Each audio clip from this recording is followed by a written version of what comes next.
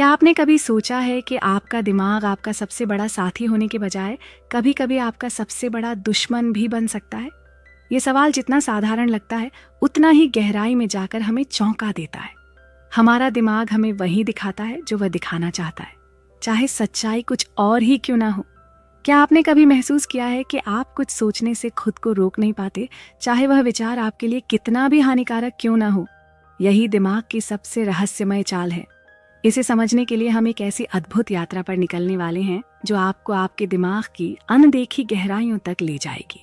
तो तैयार हो जाइए, क्योंकि यह सफर आसान नहीं लेकिन बेहद खास होने वाला है। गीता में कहा गया है, मनुष्य का मन ही उसका मित्र है और यही उसका शत्रु भी है। यह पंक्ति सीधी सादी लग सकती है, पर यह हमारे जीवन की सबसे बड़ी सच्चाई को उजागर करती है। हमारा दिमाग हमारे विचारों, भावनाओं और निर्णयों को इतनी गहराई से प्रभावित करता है कि हमें कभी कभी खुद समझ नहीं आता कि हम क्यों ऐसा सोच रहे हैं या क्यों ऐसा कर रहे हैं। अब एक छोटा सा प्रयोग करें। अपनी आंखें बंद करें और किसी चीज के बारे में बिल्कुल भी ना सोचने की कोशिश करें। मुश्किल है ना? यही तो है दिमाग का खेल। जितना आप किसी विचार को रोकने की कोशिश करेंगे, वह उतना ही मजबूत होकर आपके सामने आएगा। सिगमंड फ्रायड, जो मनोविज्ञान के जनक माने जाते हैं, उन्होंने कहा था, हमारे अवचेतन विचार हमारे जीवन को नियंत्रित करते हैं, जबकि हम इसे कभी पहचान भी नहीं पाते। यही वजह है कि हमें ऐसा लगता है कि हम अपने जीवन पर पूरा नियंत्रण रखते हैं, जबकि सच्चाई इसके बिल्कुल विपरीत होती है। क्या आपने कभी गौर किया है कि डर का सामना करने के बजाय हम उससे भागने की कोशिश करते हैं, परंतु जितना आप डर से बचने की कोशिश करेंगे वह उतना ही बढ़ता जाएगा। बाइबल में कहा गया है, fear not for I am with you, यानी डर का सामना करने से ही उसे हराया जा सकता है। जब हम दिमाग के रहस्यों की बात करते हैं तो सवाल उठता है कि क्या हमारे विचार वाकई हमारे हैं या वे हमारे अवचेतन दिमाग की कोई चाल है। ये जानने के लिए हमें खुद से ईमानदारी से सवाल पूछना होगा। कल्पना कीजिए, आपका दिमाग एक समुद्र की तरह है। इसकी सतह पर वे विचार हैं जो आप जानते हैं, लेकिन इसकी गहराई में छिपी हैं वे भावनाएं, डर और विश्वास जिन्हें आप खुद भी नहीं समझते। ये समुद्र तभी शांत होता है जब हम इसे ठीक से जानने और समझने की कोशिश करते हैं। यहाँ एक और अद्भुत सत्य छिपा है। हमारा दिमाग अक्सर हमें हमारी कमजोरियों पर केंद्रित करता है। अगर आप किसी असफलता के बारे में सोचते हैं तो आपका दिमाग बार बार उसी अनुभव को दोहराएगा। ये आपको उस घटना से बाहर नहीं निकलने देगा। लेकिन अगर आप अपने दिमाग को सकारात्मक दिशा में प्रशिक्षित करें तो वह आपकी सबसे बड़ी ताकत बन सकता है। नेपोलियन हिल ने अपनी प्रसिद्ध पुस्तक थिंक एंड ग्रो रिच में लिखा है, जो भी मनुष्य अपने दिमाग में सोच सकता है और उस पर विश्वास कर सकता है, वह उसे प्राप्त कर सकता है। यही दिमाग की ताकत है, लेकिन इसके लिए आपको इसे समझना होगा और इसके साथ सही तरीके से काम करना होगा। क्या आपने कभी सोचा है कि आपका अवचेतन दिमाग क्यों आपको बार बार उन्हीं विचारों में उलझाए रखता है जो आपको आगे बढ़ने से रोकते हैं? ये इसीलिए होता है क्योंकि दिमाग हमेशा आपको सुरक्षित रखना चाहता है। वह नए अनुभवों और जोखिमों से डरता है। लेकिन अगर आप अपने दिमाग को बार बार यह समझाएं कि यह जोखिम आपके लिए ज़रूरी है, तो धीरे धीरे यह आपकी मदद करने लगेगा। अगली बार जब आपको लगे कि आपका दिमाग आपको किसी नकारात्मक विचार में फंसा रहा है, तो खुद से सवाल पूछें, क्या यह सच है या यह सिर्फ मेरा डर बोल रहा है? यह सरल सा सवाल आपको सच्चाई के करीब ले आएगा। आइंस्टीन ने कहा था, the measure of intelligence is the ability to change, यानी हमारी सबसे बड़ी बुद्धिमत्ता यही है कि हम अपने दिमाग को बदलने और उसे नई दिशा देने की क्षमता रखें। क्या आपने कभी महसूस किया है कि आपके भीतर कुछ ऐसा है जो आपको हर मुश्किल घड़ी में संभाल लेता है? एक ऐसी शक्ति जो दिखाई नहीं देती लेकिन हर कदम पर आपके साथ रहती है। ये शक्ति और कुछ नहीं बल्कि आपके दिमाग की अदृश्य ताकत है। हमारे दिमाग में छिपी यह शक्ति किसी चमत्कार से कम नहीं है। ये वही ताकत है जो हमें हर परिस्थिति में हार मानने से रोकती है और आगे बढ़ने का हौसला देती है। गीता में कहा गया है, मन ही मनुष्य का सबसे बड़ा मित्र है और यही उसका सबसे बड़ा शत्रु भी बन सकता है। ये बात पूरी तरह सच है। जब हम किसी मुश्किल में होते हैं तो कई बार लगता है कि सब खत्म हो गया है, लेकिन हमारे दिमाग के एक कोने में एक हल्की सी आशा की किरण चमकती है। यही हमारी अदृश्य शक्ति है। ये वही है जो हमें कहती है, तुम कर सकते हो। और जब हम इस आवाज़ पर भरोसा करते हैं तो हमारी क्षमता दोगुनी हो जाती है। हमारे दिमाग को ब्रह्मांड का सबसे अनोखा उपहार माना गया है।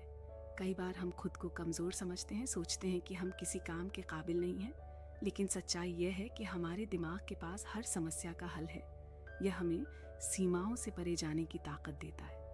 नेपोलियन हिलाव ने अपनी किताब सोचना और अमीर बनना में लिखा है, जो दिमाग सोच सकता है और विश्वास कर सकता है वह उसे हासिल कर सकता है।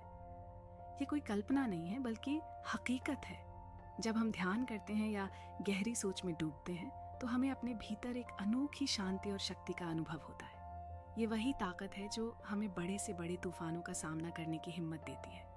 सोचिए, जब आप किसी मुश्किल वक्त से गुजर रहे होते हैं और अचानक आपको एक विचार आता है जो सब कुछ बदल देता है। यही हमारे भीतर की अदृश्य शक्ति का काम है।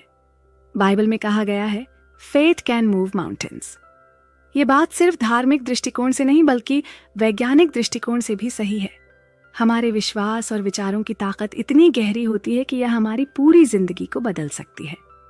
अब बात करते हैं हमारे अचेतन मस्तिष्क की, यानी हमारे दिमाग के उस हिस्से की जो हर वक्त हमारे लिए काम कर रहा होता है, चाहे हम जागरूक हों या नहीं। ये वही है जो हमारी आदतें, हमारी भावनाएं और हमारे डर को संचालित करता है। उदाहरण के लिए, जब आप गाड़ी चलाना सीखते हैं तो शुरुआत में हर छोटे से छोटे कदम पर ध्यान देना पड़ता है, लेकिन कुछ समय बाद यह सब सहज हो जाता है। यह आपके अचेतन मस्तिष्क का कमाल है। जोसेफ मर्फी ने अपनी प्रसिद्ध किताब मद power of your subconscious mind में कहा है, आपका अचेतन मस्तिष्क एक विशाल भंडार है जो हर अनुभव, हर भावना और हर सोच को संजो कर रखता है। ये वही है जो आपकी पुरानी यादों को आपके वर्तमान जीवन से जोड़ता है। बचपन में सुनी हुई एक धुन, किसी फूल की खुशबू या कोई खास दृश्य, ये सब आपके अचेतन मस्तिष्क में बसी होती हैं और आपके वर्तमान को प्रभावित करती हैं। आपने कभी महसूस किया है कि कोई पुरानी बात अचानक आपको प्रेरित कर देती है, या कोई अनुभव आपको डराता है, भले ही वह अभी हो ही नहीं रहा हो? यह सब आपके अचेतन मस्तिष्क का ही असर है। यह हमारे अनुभवों को याद रखता है और हमें सुरक्षित रखने की कोशिश करता है। गीता में श्री कृष्ण ने अर्जुन से कहा था, मन को वश में कर लो, क्योंकि वही सबसे बड़ा मित्र है। और यही बात हमारे अचेतन मस्तिष्क पर भी लागू होती है। यदि हम इसे सकारात्मक विचारों से भरें तो यह हमारे जीवन में अद्भुत बदलाव ला सकता है।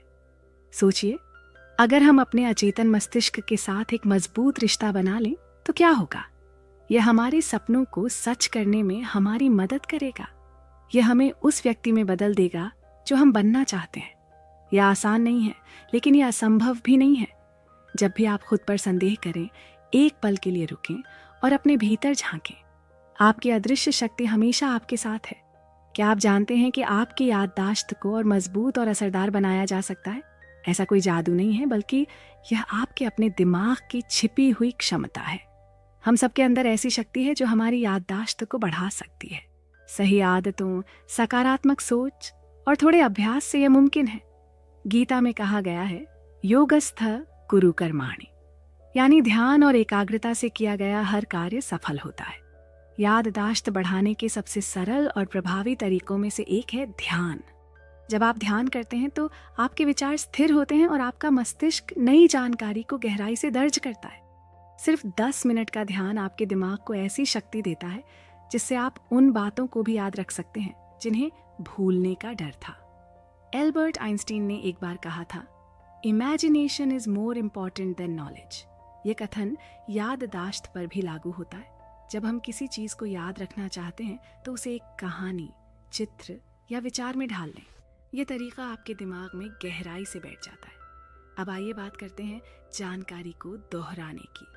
क्या आपने कभी सोचा है कि हम अपने नाम, फोन नंबर या जन्मदिन की तारीख आसानी से क्यों याद रखते हैं? क्योंकि हम इन्हें बार बार सुनते और दोहराते हैं। जब आप किसी चीज को बार बार दोहराते हैं तो यह आपके दिमाग के गहरे हिस्से में बस जाती है। इसे repetition is the mother of learning कहा जाता है। पजल्स और खेल भी आपकी याददाश्त को बढ़ाने का एक शानदार तरीका है। जब आप शतरंज, क्रॉसवर्ड या कोई चुनौतीपूर्ण खेल खेलते हैं तो आपका मस्तिष्क और सक्रिय हो जाता है।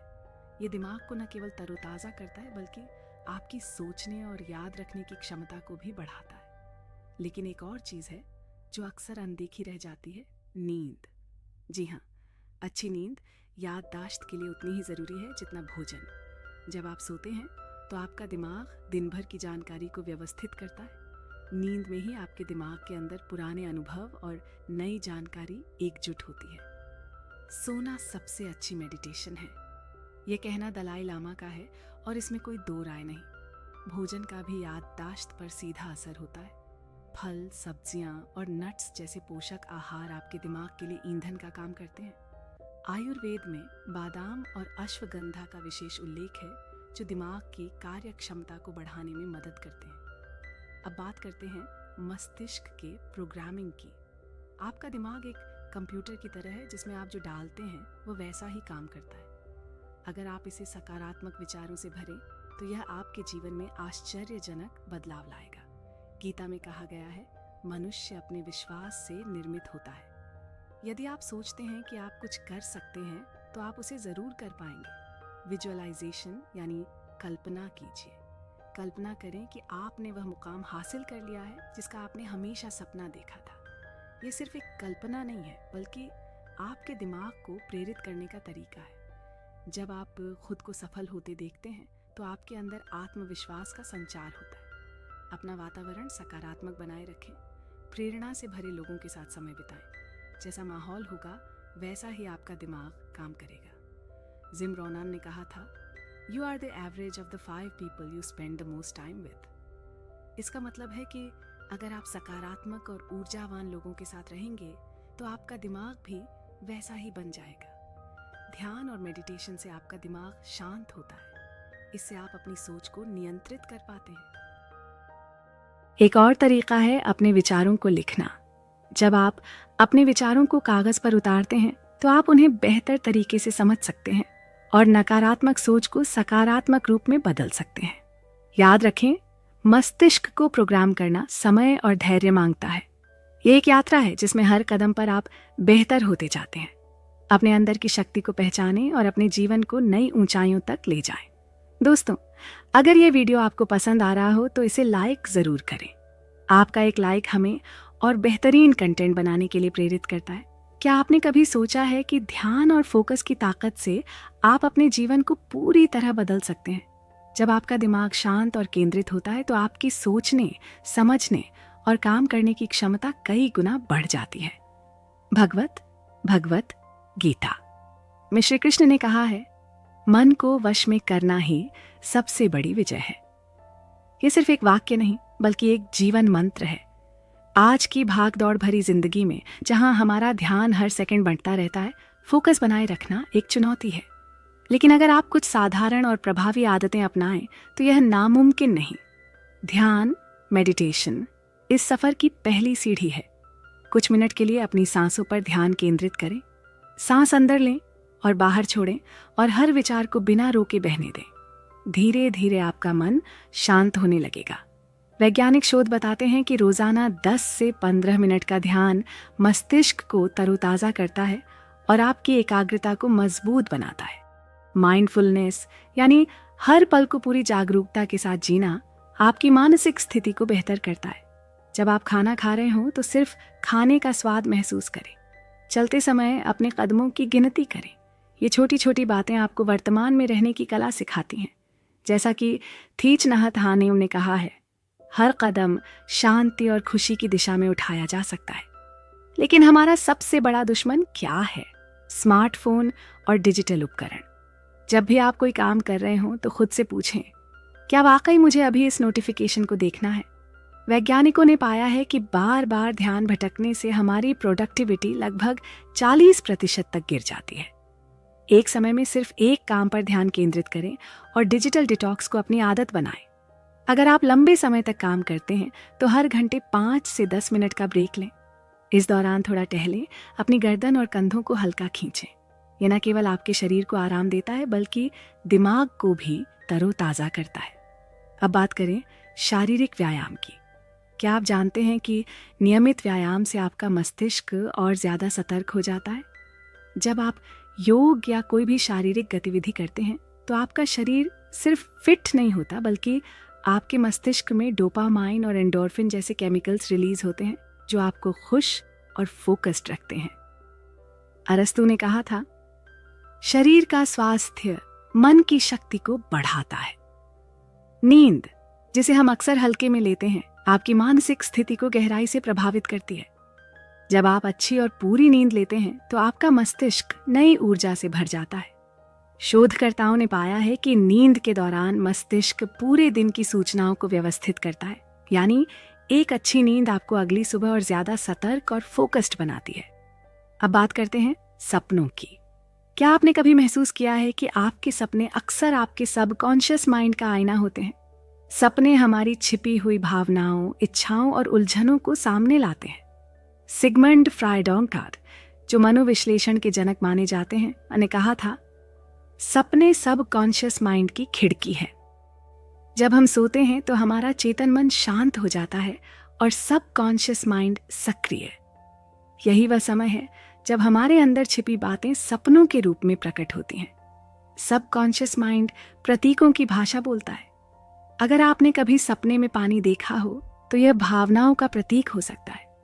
उड़ने का सपना आपके अंदर की स्वतंत्रता की चाहत को दिखा सकता है। ये प्रतीक हमारे अवचेतन के संकेत होते हैं। अगर हम इन्हें समझने की कोशिश करें तो अपनी कई उलझनों का हल पा सकते हैं। ध्यान और आत्मचिंतन से आप अपने सपनों को बेहतर समझ सकते हैं। सपने सिर्फ रात का खेल नहीं है, यह आपके अंदर की गहराई से जुड़े होते हैं। भगवत गीता में कहा गया है, मनुष्य अपने कर्मों और विचारों का प्रतिबिंब है। यानी आपके सपने वही दिखाते हैं जो आप अंदर से सोचते और महसूस करते हैं। अपने सपनों को लिखने की आदत डालें। यह प्रक्रिया आपको अपने अवचेतन के संकेतों को समझने में मदद करेगी। इससे न केवल आप अपनी भावनाओं को बेहतर तरीके से समझ पाएंगे, बल्कि अपने जीवन को एक नई दिशा भी दे सकेंगे। याद रखें, मानसिक फोकस और ध्यान की ताकत असीमित है। इसे मजबूत करने के लिए हर दिन थोड़ा प्रयास करें। ये एक यात्रा है और हर छोटा कदम आपको एक बड़े बदलाव की ओर ले जाएगा।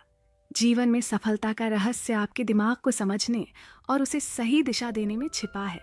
क्या आप जानते हैं कि क्रिएटिविटी आपके अंदर पहले से मौजूद एक खजाना है जिसे बस खोलने की जरूरत है? जी हाँ, हर इंसान के अंदर यह शक्ति होती है, लेकिन अक्सर हम इसे पहचान नहीं पाते। क्रिएटिविटी कोई जादू नहीं है, ये एक ऐसी कला है जिसे समझा और विकसित किया जा सकता है। आज मैं आपको ऐसी गहराई से बात बताऊंगी जो आपकी कल्पना की दुनिया को नई ऊंचाई पर ले जाएगी। सबसे पहले अपने अंदर के जिज्ञासु को जगाइए। बचपन को याद करें, जब हर चीज आपको नई और रोचक लगती थी। वही मासूमियत और उत्सुकता आज भी आपके अंदर है, बस उसे बाहर लाने की जरूरत है। नया सीखें, नए अनुभव लें। एक नई किताब पढ़ें, चाहे वह पाउलो कोएल्हो की द अल्केमिस्ट हो या भगवत गीता का कोई श्लोक। हर शब्द आपको नए विचार और दृष्टिकोण देगा। क्या आप जानते हैं कि महान वैज्ञानिक आइंस्टीन ने कहा था, जिज्ञासा ही असली बुद्धिमत्ता है। यात्रा पर निकलिए, चाहे वह एक नए शहर की हो या पास के किसी छोटे गांव की। यात्रा आपके दिमाग को खोलती है, क्योंकि आप नई जगह, नए लोग और नई संस्कृतियों से रूबरू होते हैं। यह सब आपके अंदर छिपे विचारों को नई उड़ान देता है। अब सवाल उठता है कि क्या सिर्फ अनुभव और जिज्ञासा से क्रिएटिविटी आ सकती है? नहीं, इसके लिए आपको अपनी सोच की सीमाओं को भी तोड़ना होगा। एक बार कल्पना कीजिए कि आप किसी ऐसी दुनिया में हैं जहां कुछ भी असंभव नहीं। आप क्या बनाएंगे, क्या करेंगे? खुद से यह सवाल करें। जब आप सोचने की इस प्रक्रिया में डूब जाते हैं तो नए विचार स्वतः ही आने लगते हैं। रचनात्मक गतिविधियों को अपनी दिनचर्या का हिस्सा बनाइए। संगीत सुनिए, पेंटिंग कीजिए, कुछ लिखिए। यह जरूरी नहीं कि आप कलाकार बने, लेकिन इन साधारण चीजों से आपकी कल्पना की क्षमता बढ़ती है। याद रखें, रचनात्मकता कोई कला नहीं बल्कि एक नजरिया है। अब बात करें ध्यान और माइंडफुलनेस की। ध्यान से आपका मन शांत होता है, और जब मन शांत होता है तभी वह नए और अनोखे विचारों के लिए तैयार होता है। भगवत गीता में श्री कृष्ण ने अर्जुन को कहा था, जो ध्यान में स्थित है वही अपने कर्म में सिद्ध होता है। तो क्यों ना रोज कुछ समय ध्यान में बिताया जाए। बस अपनी सांसों पर ध्यान दें और हर विचार को आने और जाने दें। जब भी आपके दिमाग में कोई नया विचार आए, उसे तुरंत लिख लें। इससे आपके मस्तिष्क को यह संकेत मिलता है कि आपके विचार महत्वपूर्ण हैं।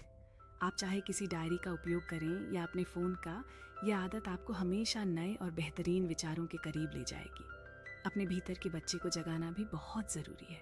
बच्चे हर चीज़ को नई नज़र से देखते हैं। अगर कोई फूल देखते हैं तो बस ये नहीं सोचते कि वह सुंदर है, बल्कि यह भी सोचते हैं कि ये क्यों है, इसका रंग ऐसा क्यों है। आप भी ऐसा ही करें, हर चीज़ को नए दृष्टिकोण से देखें। क्रिएटिविटी का मतलब है हर चीज़ को नए तरीके से देखना, यह हेनरी मैटिस ने कहा था। और हाँ, खुद पर भरोसा करना न भूलें। जब आप खुद पर विश्वास रखते हैं तो आपकी कल्पना की ताकत कई गुना बढ़ जाती है।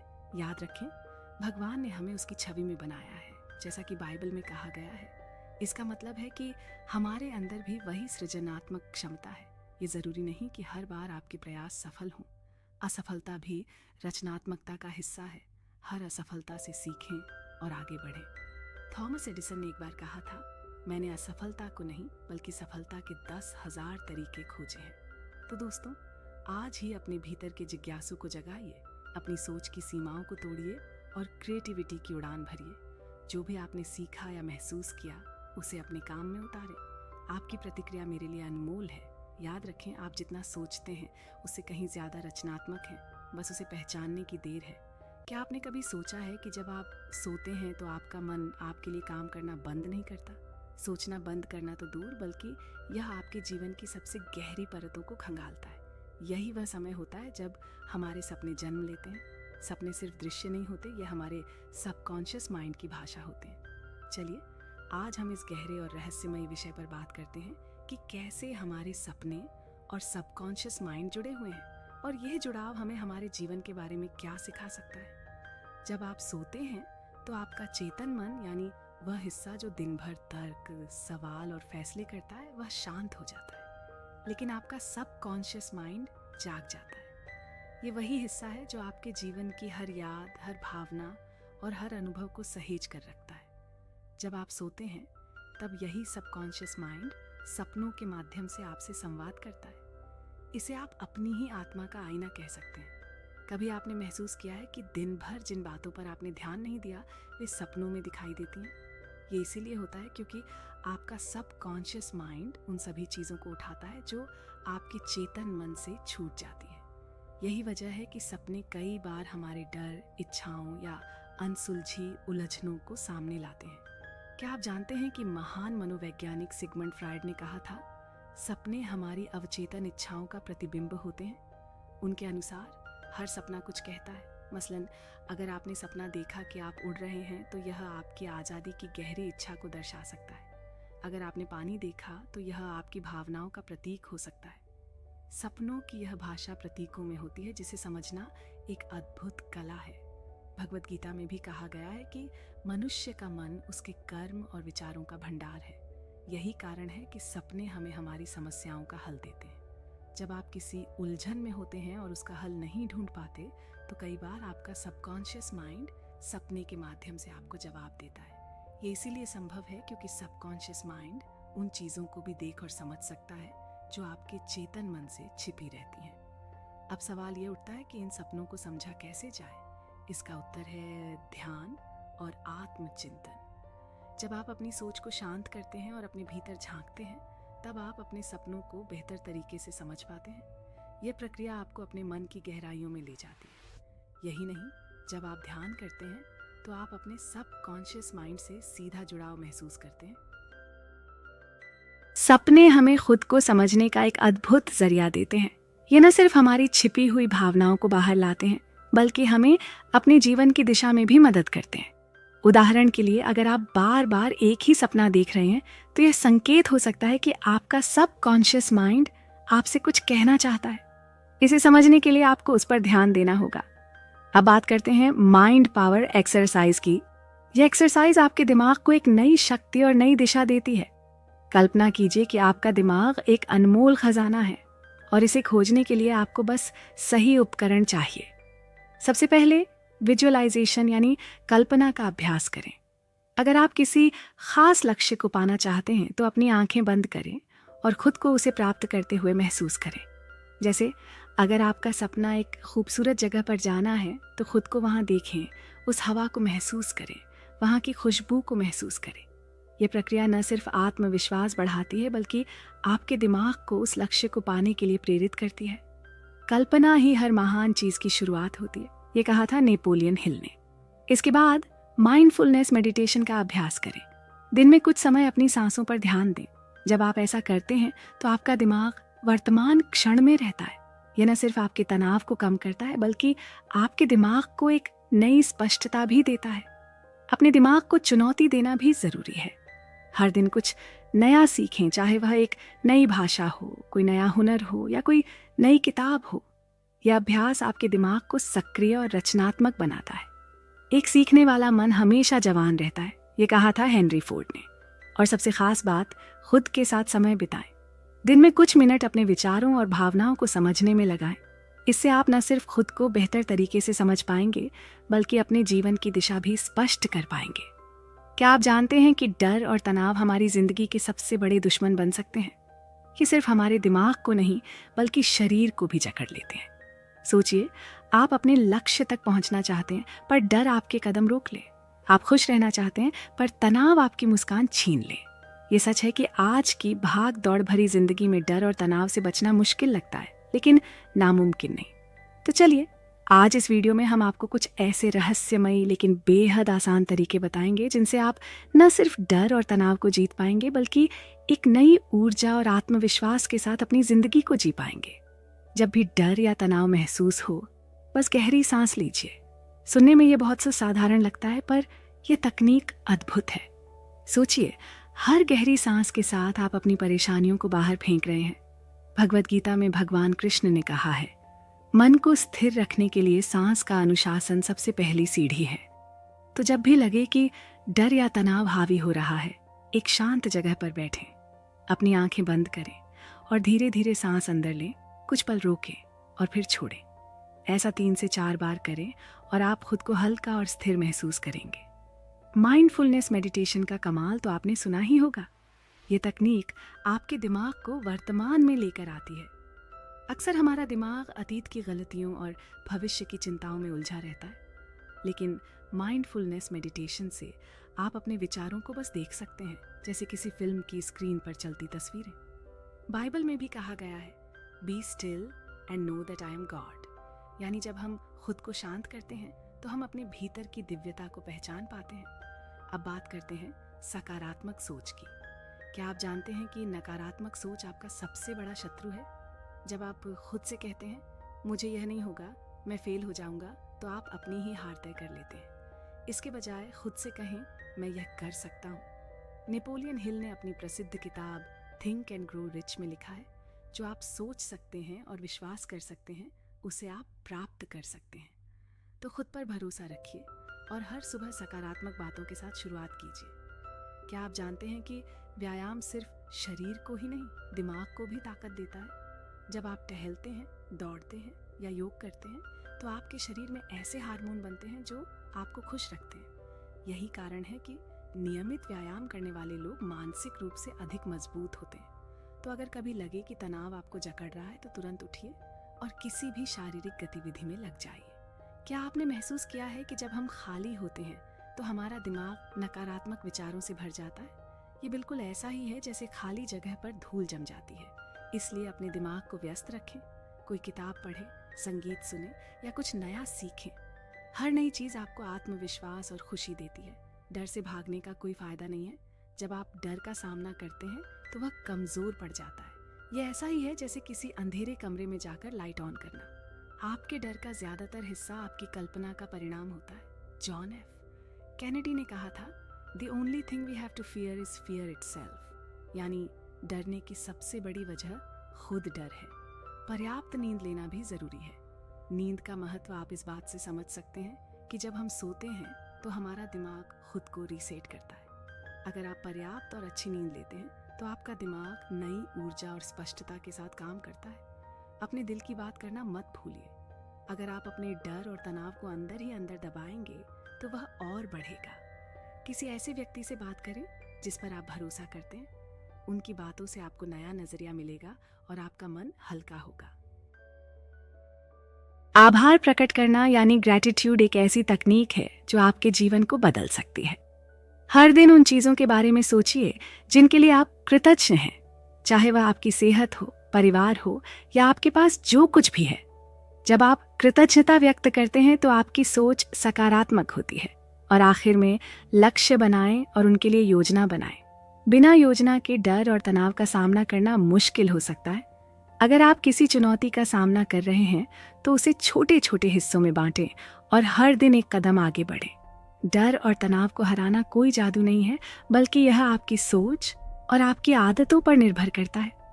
इन तकनीकों को आजमाइए और देखिए कि आपकी जिंदगी कैसे बदलती है।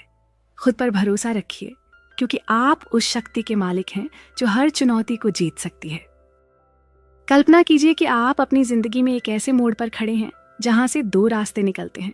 एक रास्ता ऐसा है जहां आप बस सामान्य जीवन जीते हैं, न कोई बड़ी उपलब्धि, न कोई बड़ा सपना। और दूसरा रास्ता, वह आपको आपकी असली पहचान दिला सकता है। ये वही मोड़ है जहां गीता के श्री कृष्ण अर्जुन से कहते हैं, उद्धरेदात्मनात्मानम नात्मानम व साधयेत।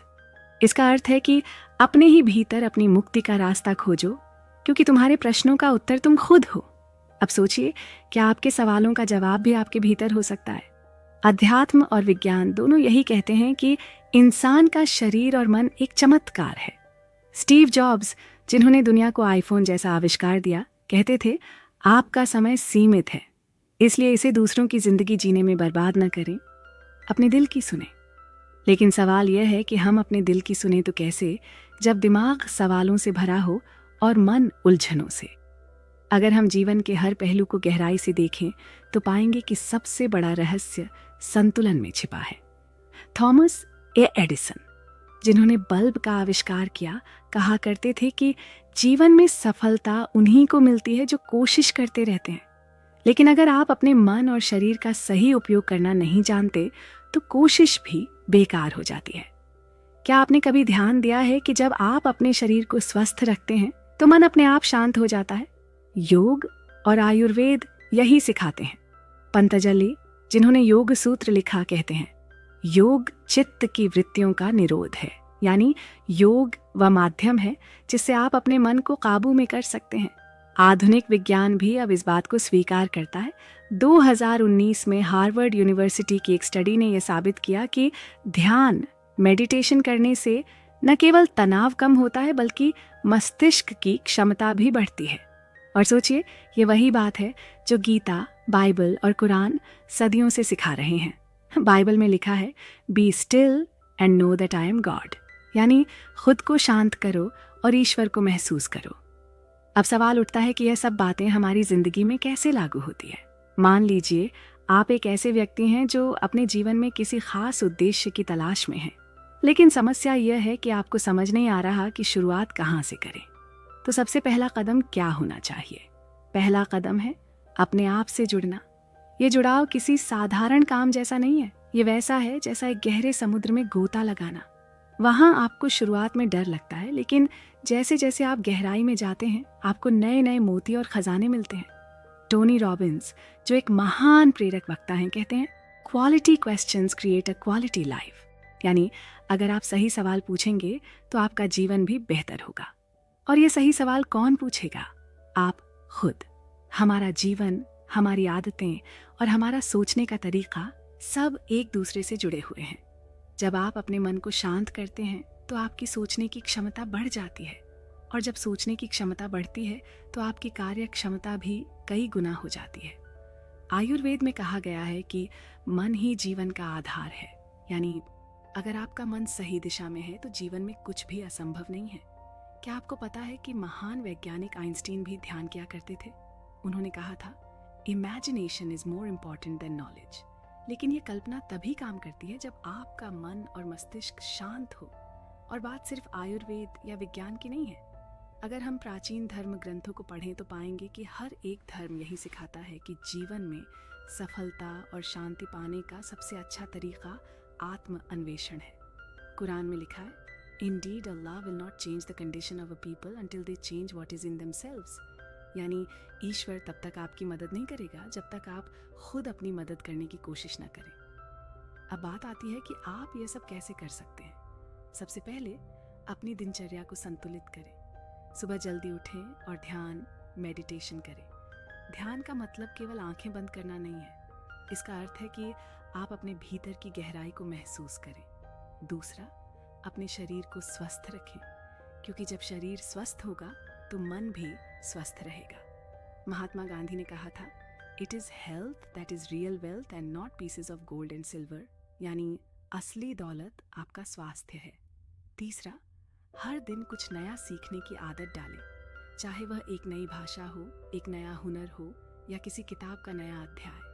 अपनी जिंदगी को एक छात्र की तरह जिएं। चौथा, दूसरों की मदद करें। ये बात सुनने में साधारण लग सकती है, लेकिन दूसरों की मदद करने से जो खुशी मिलती है वह किसी भी चीज से ज्यादा मूल्यवान होती है। अंत में सबसे महत्वपूर्ण बात यह है कि खुद पर भरोसा रखें, क्योंकि अगर आप खुद पर विश्वास नहीं करेंगे तो कोई और क्यों करेगा। गीता में कहा गया है, स्वधर्मे निधनम श्रेयः प्रधर्मो भयावह, यानी अपने कर्तव्य का पालन करते हुए मर जाना भी अच्छा है, लेकिन दूसरों का अनुकरण करना विनाशकारी हो सकता है। तो दोस्तों, यह जीवन एक अद्भुत यात्रा है, इसे छोटा मत समझिए। हर दिन को एक नया अवसर मानिए और याद रखिए, आपकी शक्ति आपके भीतर है। अगर आपने इस यात्रा को गंभीरता से लिया तो न केवल आप अपनी जिंदगी को बदल सकते हैं, बल्कि दूसरों की जिंदगी को भी प्रेरित कर सकते हैं। तो चलिए इस अद्भुत सफर की शुरुआत करते हैं।